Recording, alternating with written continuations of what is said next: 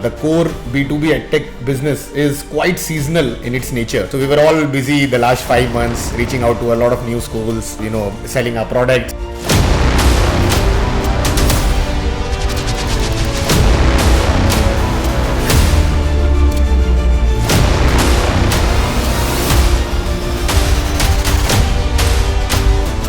Creating that impact. What is your perspective in terms of skill-based learning?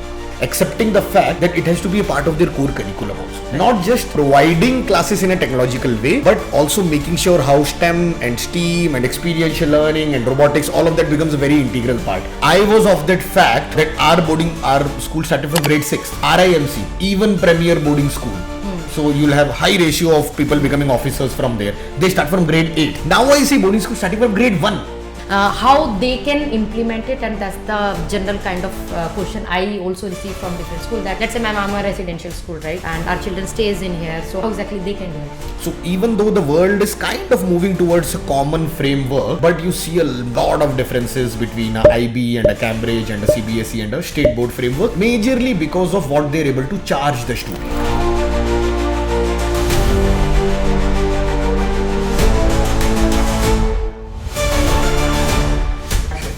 Hello and welcome everyone. This is your host and those founder and CEO AeroBay, and welcome to the another very special and one of my favorite episode of the AeroBay podcast. It's been a while since we've started this journey, and I don't know if you guys still remember it, but initially we started the whole idea of the AeroBay podcast with one very special person who's been part of our integral journey of AeroBay in terms of revolutionizing the way we see future of education. So none another, Mr. Vaishnav. Welcome. He's our Chief Business Officer. How are you feeling? It's been a really long time. I don't know, but it feels like forever. You've been MIA, totally out of this space, and so many people actually asked me that they really, loved our first episode, but then you just disappeared. What happened? Right. So MIA from the podcast channel, but not from the company, right? Right. So we have been busy, super busy, building everything that we already do. And since you can understand that the core B2B EdTech business is quite seasonal in its nature. So we were all busy the last 5 months reaching out to a lot of new schools, selling our products.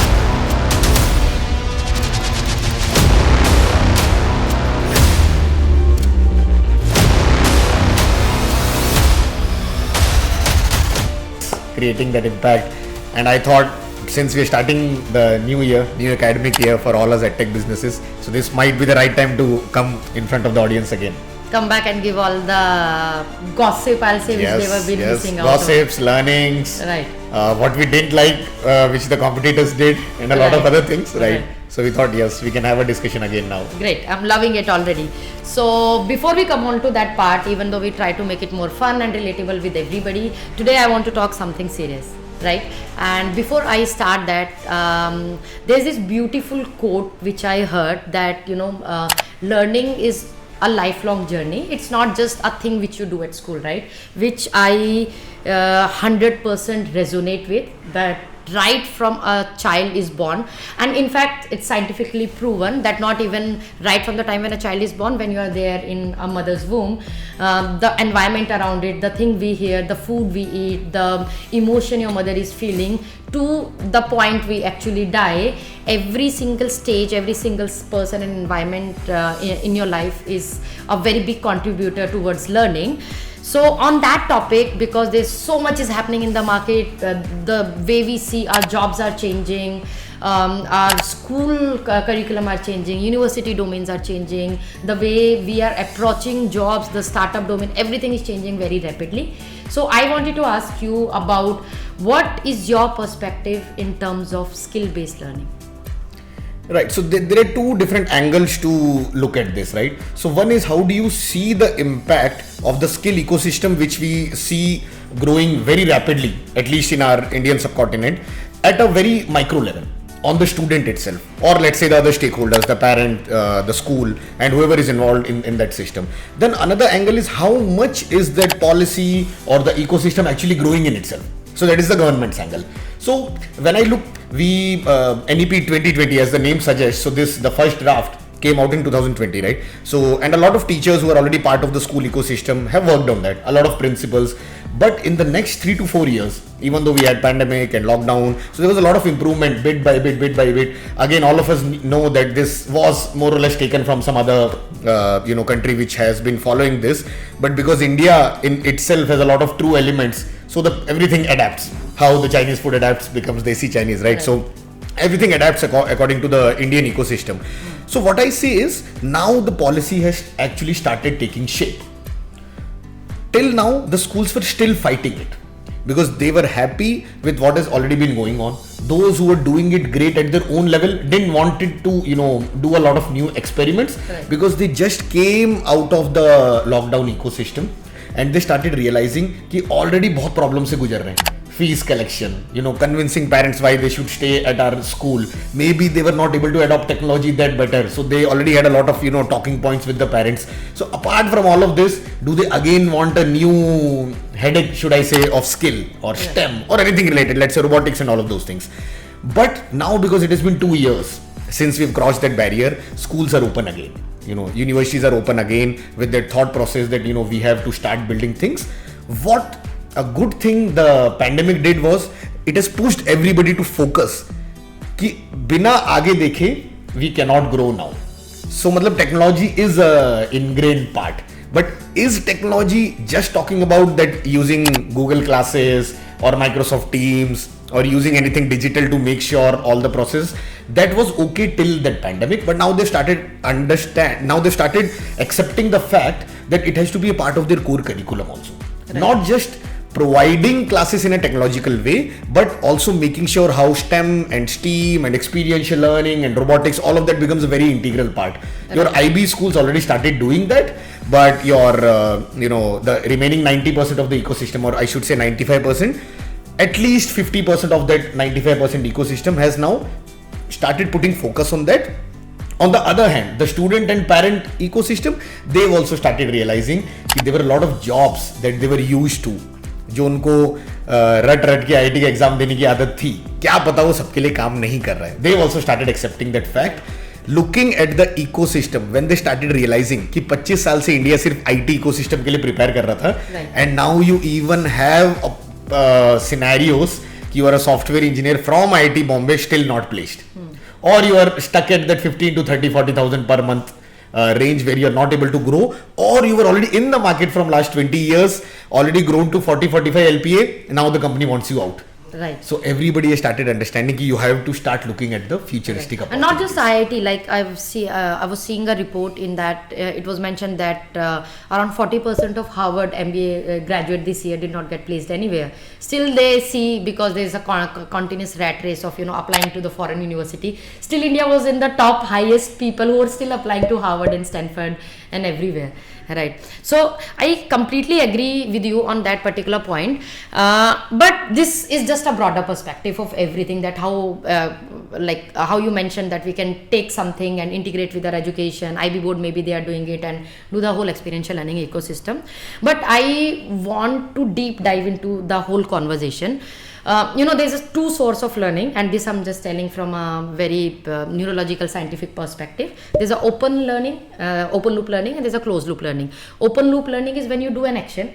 For example, you're playing a sport, right? When you do an action and immediately you get a response back that did you do it right or did you not do it right? If you're playing a cricket and you've hit the ball, did it cross the boundary, or I don't know, whatever happens in cricket. I'm not much of cricket enthusiast, but you got my point, right? So you get an immediate response back. Closed loop is something where things like running or the academic portion, where you are not getting an instant result back. Maybe you have a coach or a teacher which can improve you on every stage, which can motivate you and give you feedback, and you can always learn, right? And same thing happens in the arts and the creative segment. So the whole human anatomy of learning is actually based on the open and the closed loop ecosystem. Now, when we talk about the skill-based learning and fitting the whole NEP thing inside it, what I see is just a piece of paper. They have given a 30 skill module. Just name on it, right? Is it even correct way to integrate into the real based learning. When I say real based learning, I mean integrating all of these modules which can actually help children either in an open loop way or either in a closed loop way. How would you bifurcate it, all of those 30 skill subject which we see into the composite skill lab policy, right? Right. So we start from the problem itself. Right. As you mentioned, the psychological issue is your academics does not give you instant gratification, right? Which happens when you play video games. Right. So for example, as you give the example of sports. So let's say you were playing Call of Duty, right? So if you're not able to kill that enemy, cross that stage, you're not moving to the next level. But that does not happen with your homework, right? So you have been given a homework today, पूरा किया तो ठीक है, नहीं किया तो भी ठीक है, मतलब पूरा कर भी लिया तो भी, there's no instant reward, right? That is why it is very, very boring for a kid when you look at from their own their perspective. Maybe the only solution available in the market is making it experiential learning, and practical, making it steam bound. And when I say steam, it is not confined to a particular technology. Right. Your robotics, pure robotics is not steam. Going to an industrial trip is not STEAM, right? Doing maybe a science experiment or a chemistry experiment or a physics experiment, purely doing that is not STEAM. Until and unless you are able to relate at least 4 to 5 different categories, 4 to 5 different subjects. If it is not that interconnected, it does not constitute the definition of STEAM learning. Ideally, all 5 domains, right? Science, tech, engineering, arts, mathematics. Very example, any real product that you have in front of us, maybe this mic, your mobile phone, and all of this comes from the same science maths concept which are there. Now, when you look at it, that you know the theory, you know the definition, but when NEP says that this is how we should implement skill-based education, is it doing justice? But I can again come back to the point, too early to judge. But let's say they've given a 30 to 35 different skill modules as a part of different grade that the school should follow. There are few practical challenges also, because there can be a skill module as futuristic as application of rocket or satellites, and then as grounded as block printing, mask making.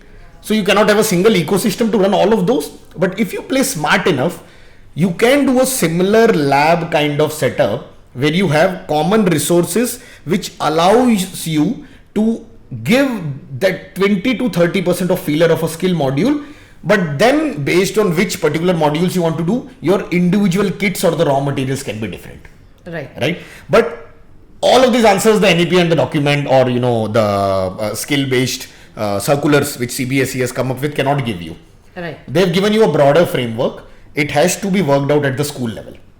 Even if CBSE or let's say going forward your IB framework or Cambridge or other boards started giving you that, then you'll start feeling confined.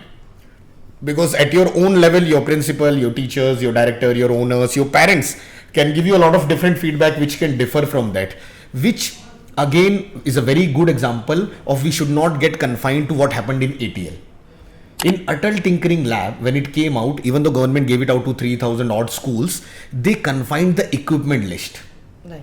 So what happens when you've told the equipment list, you are bound by which vendors to buy. You have to go on the GEM portal. You have to do this X, Y, Z steps. You have again stopped the creativity. Right. Maybe that was the whole reason that ATL failed so miserably, right? And let's say even if you have given the list, but still it's very confined to those particular products technologies and technologies also. Yes. And another, I feel like when we travel to so many schools and school says no, we are already having a composite skill lab and they show me the ATL lab.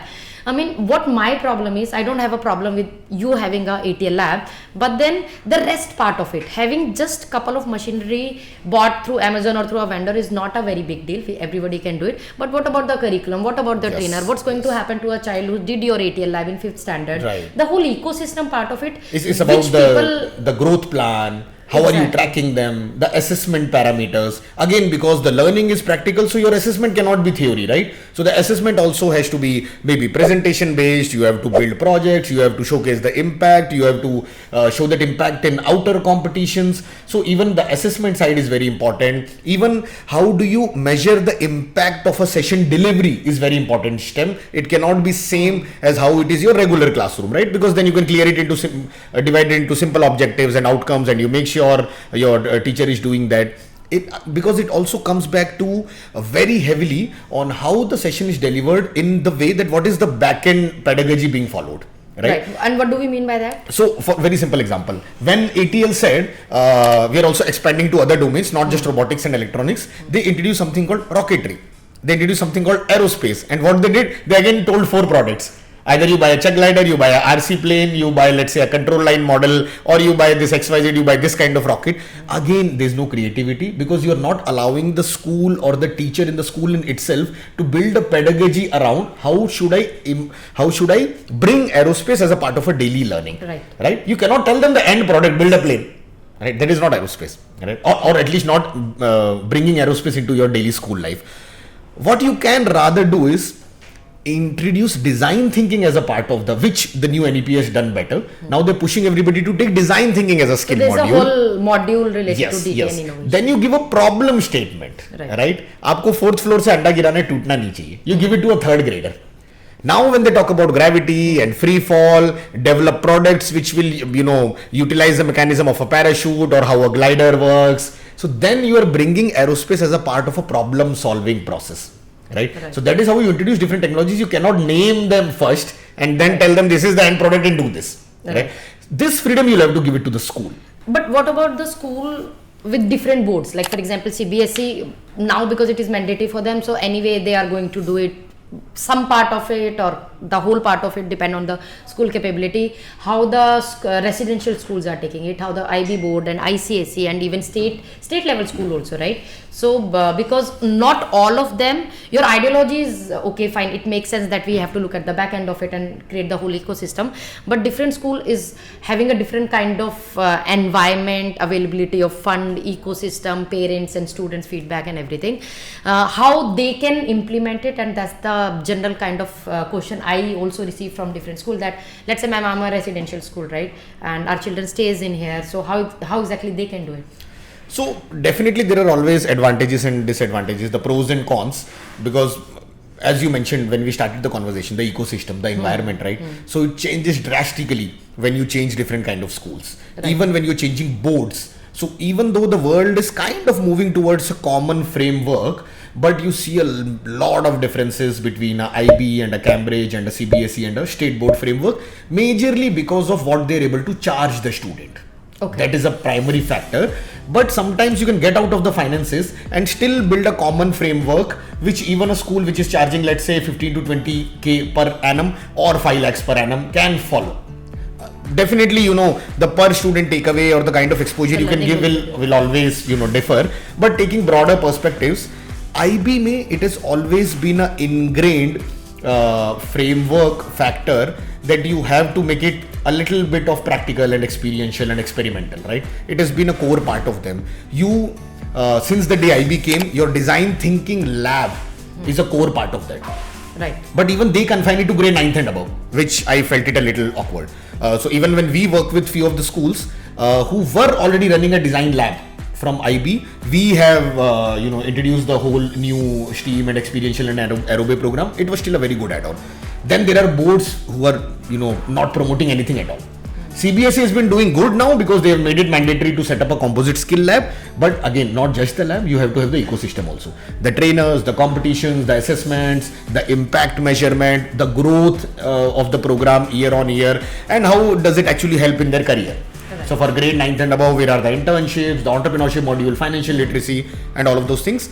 State boards, again, because of budget and factors, they're lacking a bit. But now you have started seeing that shift also. So Maharashtra board is completely shifting to following all norms and regulations of a CBSE board, right? So that option is also available. That if you're a state board school, right, then you can actually follow the norms of CBSE. So that is a very good add-on to that. Not all state boards are as bad or as good. You see Tamil Nadu state board schools or Maharashtra state board schools already do some good work, right? So they invest, they are also thinking about the future, at the same time thinking about the budget and financials that they have. Then you have few states which you wouldn't want to be a part of those ecosystem and those schools, but they should also aspire and come back to this level. When you look at it at a differentiating another kind of factor, the boarding, the day boarding and the day schools, right? So that also makes a huge difference. Your impact of board would not be able to supersede your impact of the way the school is run. day boarding, full boarding. So I did my schooling from Sainik school. Right. Very different vibe, right? So people would hardly care about academics and if you're getting into IIT, because their focus is you are getting prepared for discipline kind of life, your army, forces, air force, navy and all of those things. So there are a lot of positive factors even before STEM and experiential and all of those things came. It was already part of a ecosystem, because we had NCC, the kind of bond that our students had. So right now the alumni network that I have, more or less I can promise it is still better than a BITS ka alumni or a IIT Bombay ka alumni, because it is not just helping them with job search and all of those things. So you can easily imagine that a BITS alumni or a IIT alumni, if you start a startup and you already have a VC ecosystem built there. Right. We have a live ecosystem built in our school alumni network. And that is very important. I remember you telling me once that we never used to study, but that doesn't mean that you guys were ignoring the study, but you guys were also focusing on rest of other things, and also in general taking the toughness and roughness of life within yourself, right? I'll give you a very good example. So we were also part of the IPSC schools, right? So this is kind of for our viewers who don't understand. So Indian IPSC. Public Schools Conference, like how you have all your CBSE schools, all your IB schools as a part of a group. So there's another group called IPSC schools. Right. This constitutes India's premier posh and the schools which were started by Britishers and those kind of things, right? So you have your Mayo and Lawrence and they all are part of IPSC. Yes, Scindia, the Assam Valley, the bigger I think the Birlas, few of the bigger schools that they have. Ooty mein Lawrence hai, Doon mein you have Sherwood and all of those things. You could have argued that Sainik School, Chittorgarh, Rajasthan, 2012-13, your annual fees was around, let's say, 50 to 80,000 annually. I still understand, which is a lot more compared to your army, KV and all of those things. But around 70 to 80% was paid off by the government. Okay. So you had huge scholarships and all of those things because of somebody's thought process. Maybe somebody from the Ministry of Defense or some principal, some officiating officer thought that why are we not part of IPSC group? So they had a criteria, it should be a boarding school. Right. Luckily, all Sainik schools are boarding schools, right? Not all Sainik schools are part of IPSC schools. Slowly, they started becoming Few of that. the branches are part of IPSC. And slowly, everybody thought, why not? Right. So I'll give you a very good, case scenario of that. So I was able to compete in debate competitions, in sport championships, in anything which you become, let's say, a poem recitation and all of those things with all the IPSC schools. So I was competing with students of DPS, Mathura Road, or the Doon, the Sherwood, where all your so-called elite kids were studying there, right? Neither we were paying that much, right? Nor we had that kind of opportunity. And funnily enough, grade 11th we got a debate championship, international debate competition from which was organized at IIPM, so the controversial IIPM, right? Arindam Chaudhary. So, but they used to do a very good international debate competition. More than 67 countries used to participate in that. 100-150 kids, all A levels and GCSE kids coming from different countries. We got a chance to participate in that, and you could imagine I won the championship. Right. So I won an English debate competition, which was being taken care by 67 to 70 different debate competition. I won a cash prize of 10 lakhs in grade 11th. Right. So that is the kind of exposure that you get because of the different ecosystem that you have. Right. Same translates for STEM and STEAM and the kind of learning that you are able to learn. This is not possible for a day school. Right. Or not day, not IPSC, not that. So there are all those factors. Why is that? Because day schools have more limitation in terms of timetable. Right. Very basic, right? Time. Right. But I feel okay, fine. Time so is I was the never limitation. able to prepare for the debate during my 9 to 2, right? Not possible. But when I go back home, maybe your parents are supporting that much, makes sense. But I had those extra 9-10 hours in the school, somebody motivating me, promoting me, doing that, right? Same goes for sports. Our teams were way better than any day boarding school that you get. So residential school obviously always going will to have that advantage. But you could always argue about the kind of connection the kid builds with their parents. Some parents don't feel happy that why my kid is staying away from 9 years, 10 years. I was of that fact that our school started from grade 6th. RIMC, even premier boarding school. So you'll have high ratio of people becoming officers from there. They start from grade 8th. Now I see boarding school starting from grade 1. That's too early. Again, arguable, right? So I was of the fact that let your basic upbringing happen at home, and then maybe in grade 5th you go to a boarding school. I don't know how good or how bad they are doing, but now you have starting from grade 1. I don't even if the kid is even prepared for going to a boarding school, what to wait, this and that. Because then you'll definitely have to do high quality. Initial year where the child brain is developing, at least for first 5 years, a child should be at home. But again, it's very arguable depending on a lot of factors. Right. You have to collect real data, and will the school provide real data of what is the impact of the student? So that is, depends on a lot of different factors. Coming back to your point, the way you mentioned that your school was doing okay, let's just remove the fact that it was a residential school.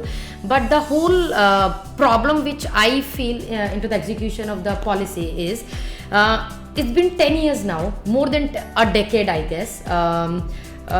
Nothing has changed in terms of, because whenever people say, we are still talking about very in-depth understanding of what do we mean by this skill subject and experiential learning. But when we talk about experiential learning, the first word comes to their mind is robotics, right? And it's not like India was not keeping up with the whole ecosystem of providing robotics learning or STEM learning or whatever they are calling it. But my problem with it, nothing has changed. I remember when I was in my 10th standard, I think that was in 2008, I think it was really long time back. I did my robotics because everybody was doing it again. So I did my robotics from IIT Mumbai, from SIAM IIT lab. They used to run this program. I did that. That time also I was making that line follower robot, right? And post that, I finished my whole undergrad, postgrad, started the whole startup, and then we came into the education sector. And today when I walk into the school and they say very proudly and happily that, ma'am, I have a whole experiential learning ecosystem, and they show me the same line follower robotic robot, then it gives me such sadness to think about it, not from school perspective. I mean, they are doing their best, they're trying, they're feeling even they are taking so much of pride in it. But all of these companies, because I feel they are the major contributor. As you said, school has that limited time, limited 7 periods, resources. Teachers can't be a solution for everything. They have a lot in their plate already, right? But what exactly these private sector edtech companies are doing? It's been more than a decade. There's no improvement, no innovation. All I see is them bringing materials, this line follower robot and that smart dustbin, that 60s era ka project model. And these are not small companies. These are huge companies working on very big scales and collaborating with HPs and Microsoft and everything. And Tata classes, like I've seen they have done so many collaboration with so many companies. But nothing is changing. Collaborations are becoming bigger and heavier in terms of financial aspects, and schools are getting nothing because they are the innocent one. They don't know what exactly is happening, right? What is your take on it, the whole privatization of the whole edtech industry, and how they can contribute? What has happened is, if you look at our industry, the B2B edtech industry and a subdomain called robotics or STEM or experiential learning. Biggest irony is the biggest subdomain of a B2B edtech is not STEM or STEAM or experiential learning. It has become robotics. Right. So that word has taken over everything. Can you bifurcate robotics? What does when I say, let's say I'm a school, I have a robotics lab. What do I have today? So more or less the same equipment list what Niti Aayog gave under Atal Tinkering Lab. Right. So it is a bunch of sensors. It is a bunch of microcontrollers, maybe few Arduinos or privately designed PCBs, maybe up to some level Raspberry Pi, which hardly any does because then you'll have to actually do some work because it is a complex product. Right. Maximum maybe a 3D printer, right? Because you want them to build that Ganeshji and Hanumanji and all of those things. Again, nobody's doing that at a very good intellectual level. Tools. Right. So more or less 5 to 6 different domains. Right. And why these bunch of sensors, a 3D printer and tools is not enough? Because again, until unless you have a complete ecosystem of the curriculum, of what you intend, the outcome coming out of it, if you're not making it curriculum integrated, कि exactly क्या problem solve करना है वो sensor और electronics से. And what has happened is because it is so much into electronics and sensors, you are learning all about circuitry. You are learning all about you know making products move, let's say automate, आपको door open करना है ये sensor लगा दो, आपको line follow करना है ये सेंसर लगा दो. तो it is become to electronic oriented. If you want to take it a notch up you have to learn coding. तो फिर कोई ऑप्शन नहीं बचा है आपके पास. Either you do block coding or you are solving logics on your system. Maybe it was fancy enough, it was impactful enough 10 years back. Right now, there is no doubt it cannot be impactful enough. जब NVIDIA के founder खुद बोल रहे हैं coding का time खत्म. Now everything AI will do on its own, right? So why don't you shift it to prompt why engineering? Are we still at those LED light and sensors and all of this? It can be. I'm not saying it is bad, right? It can be a part of learning. That cannot be the whole. Because I feel we are starting with something, because at the end electronics is same, right? Whether I'm using in my iPhone or whether we are using electronics, is just at the end it's same. Okay, you've said about on off switch button, but what next? All of that can be a part of a bigger picture. Let's talk about how do we actually show a science और maths concept applied in real life. कि अगर gravity से plane चल रहा है, free fall से parachute आ रहा है, फोर्स एंड फ्रिक्शन से आपका हवरलेस किट बन रहा है, और you know how does your maglev train works. These are still used as examples but not as direct actual products being built to showcase how a science and maths is applied. Then you cannot do it just through electronics, right? आपको design भी सिखाना है, आपको maths भी उतना integrate करना है, उसके सॉफ्टवेयर्स भी सीखने पड़ेंगे, core understanding of the real world समझ में आना चाहिए. तो then all your Bloom's taxonomy के स्किल्स ग्रोज पैरेलली. तो not just building and improving knowledge, right? तो आपको स्ट्रक्चर्स भी सीखना है, शेप्स भी सीखना है, डिजाइन भी सीखना है.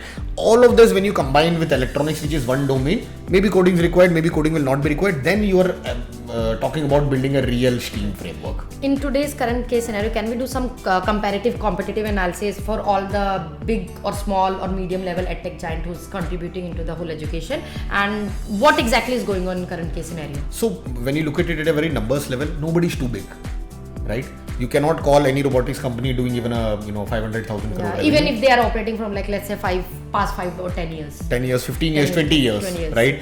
If they have not been able to adapt, if they have not been able to grow to multiple revenue models, selling something else to schools or opening, other revenue models, which is part of their core, business model, without building the whole thing on themselves, nobody has been able to do very good. I don't think if anybody is even crossing 100 crores annual revenue with such a big market. You have 27-30,000 odd CBSE schools, you have 17 million students in your K-12 segment, they're not been able to do that. Higher education is a whole big mess in itself. You do not know which, stakeholder to actually talk to. Are you talking to the HOD, to the dean, to the purchase manager, to the accounts guy? There are too many variables involved in that. Even AICTE is now kind of making it mandatory कि आपको idea lab लगाना है. It still again comes back to the same ecosystem, a lot better than a ATL lab setup this time. Right? So the new policy with the new skill ecosystem is doing a lot better work. Right? And when you look at it, competitors, still your bigger players are Uniform, Books, and those people who give compulsory things to students through the B2B segment. And they have picked very wrong choices with collaboration with vendors who do just robotics. Because maybe they don't understand, nobody wants to do enough research, nobody wants to build actual products themselves. Right. They still want to be dependent on your electronics vendor in Delhi or go to China directly and bring the same products. Same problem what our honorable minister was talking about at Startup Mahakumbh yesterday. That why the Indian startup ecosystem and the Chinese startup ecosystem, this is still heavily dependent on your grocery deliveries and ice creams and all of those things. All of them are doing wonderful businesses, doing good revenue, good economics, but they're still not inventing things. They're still not inventing. So they're entrepreneurs, they're not startups. Right? Same thing is happening in edtech. So you are doing a lot of copy paste, nothing bad in that, very good. But again, to grow to a certain level, to cross that 100, 500, 1000 crore ka barrier, you also have to start thinking about inventing something yourself, especially in our field, because it has been too stagnant. Similar robotics, similar all of those things, जो कि अब एक feature रहा भी नहीं है more or less. When AI is totally replaced coding, when everybody is saying कि आपको ना website करने के लिए ना कुछ और actual app build करने के लिए coding चाहिए ही नहीं, it is being replaced by AI, right? So it's like I feel the company need to, I mean, even though revenue and financial model plays a very big role, they need to start innovating within their team, within their organization. Then maybe we can give something back to the school. Otherwise, but even if that level of innovation, अगर Indian ecosystem accept नहीं भी करता है, तो international people will accept, right? So you'll have even bigger playground to play. Yes. Right? Yeah. Either way, it's going to be a good contribution to our Indian economy if you go and do it outside, like sell it outside. And if not, if you're selling within India, then it's going to be a good contribution. School will have a good courses and skill-based learning inside their school. Or another trend that you must have noticed is then companies start running away from B2B. Because उनको लगता है schools को समझाना है, maybe margins कम है, you know, how will it actually get implemented? People love D2C then, right? So all your unicorn edtech brands are D2C. Right. Apart from lead, you do not see a B2B unicorn. But yeah, I mean, still nothing in the B2B sector into this particular skilling education segment. I understand the company also face a lot of problem from school affordability factor, but what are we also doing? Because it's not always the case, and I truly believe in that market is always going to be ready for the solution you are creating. Sometimes you have to create a need for it. Yes. You have to push it, you have to make them understand that this is exactly, or this could be a very good addition in terms of their whole modules or their whole school ecosystem. And somebody will have to play that crazy role, right? Somebody will have to play that crazy role. So exactly. Everybody cannot play the same We can't game. always put a blame on that schools are not accepting it, and because at one point whosoever got robotics inside the school, that person was also game changer, na? Because that time IIT was doing robotics. From IIT robotics to school robotics, we have come far, but very slowly. The speed is not enough. Because at a very big level, this impacts how your economy is being run. Right. So we cannot directly blame the startups that are these the kind of products and startups you're building. It will come back to the university research ecosystem. Right. Even below, when you come down, it will come down to the school research ecosystem. Right. Very good example. If you our audience, if you're following a new show on Netflix called Good Girls Guide to Murder, right? Yes. So first episode, starting 10 minutes, a very good concept which a lot of schools abroad follow is that summers you get a EPF project or a summer project where you have to look at a real scenario, do complete research, talk to friends, parents, collect all the data and submit actual I problem remember statement, in that right? episode that girl was saying that for my summer project I'm actually going to solve this case which was taken by CBI, and it how was a interactive is that? live murder scenario which even though the police and everybody has called it a shut case, she wants to pick that up and do her own research. Right. So again, I'm not saying should be pure technological or purely that, but even this constitutes a very good STEAM pedagogical example. Right? You're doing research, you're picking up live scenarios, you might have to build props to show how the scenario is being played out. You might have to build simulations to do that. Right. So those kind of actual real life examples, I know we have we are bound by the problem of population. Right. That a school doing same experiment on 200 students won't be able to do when they are handling 4,000 students. No, and absolutely, and I feel that we are taking one step towards something government is also trying very hard. In next 4-5 years, we'll be able to reach somewhere in the whole journey of experiential learning. Now, great insight, Vaishnav. But before I leave, all of these things we are talking about from school perspective, learning and everything. Backstage before we came here, we had a lot of discussion around for the schools who can't implement the whole AeroBay experiential learning ecosystem inside their school. We have few plans coming out, and not only for Indian economy, we are planning to go in Japan and other markets also, so that right from kindergarten to 12th standard of a student can get the same kind of learning, at least not the whole ecosystem, but at least some portion, some innovation right into their home.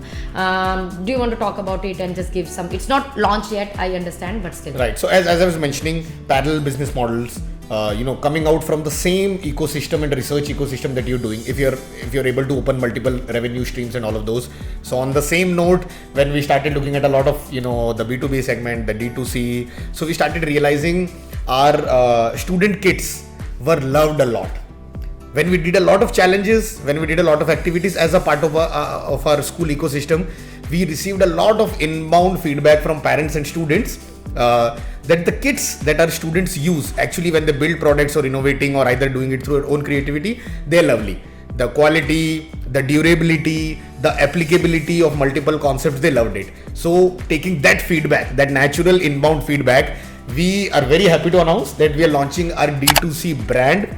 So you'll see a separate brand, a new, What are we calling it? a fresh framework. So we want a, fresh Japanese side to that. So we're launching our the D2C kit brand that we're launching. So it will be called 𝐂𝐿. Again, 𝐂𝐿, right? What does 𝐂𝐿 mean? So named after a very famous, Japanese Samurai. historian. Historian. No. So he was kind of the inventor for calling perfect craftsmanship, right? So that is what the word stands for. That is what it came out of in Japanese also. So since we talk all about craftsmanship and building perfect products, the mathematical calculations behind those, so we think it is a great testament to that. It will be live in the next 30 days on our we'll be launching a brand new Amazon, a brand new Shopify, and complete new website for that.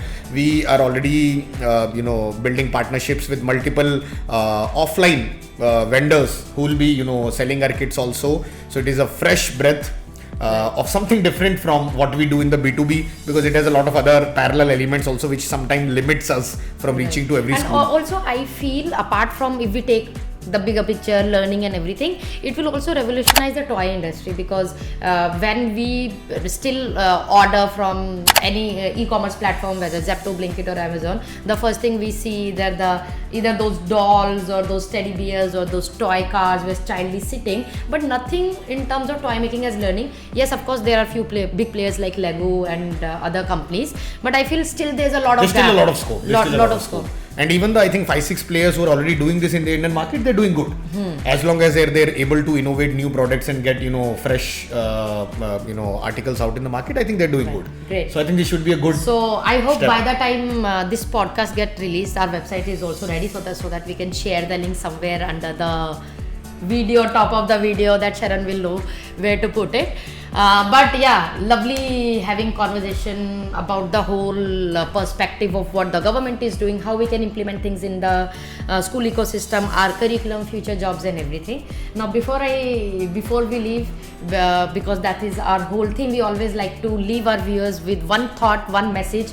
What would be the thought of the day or message which you would like to share with our audience?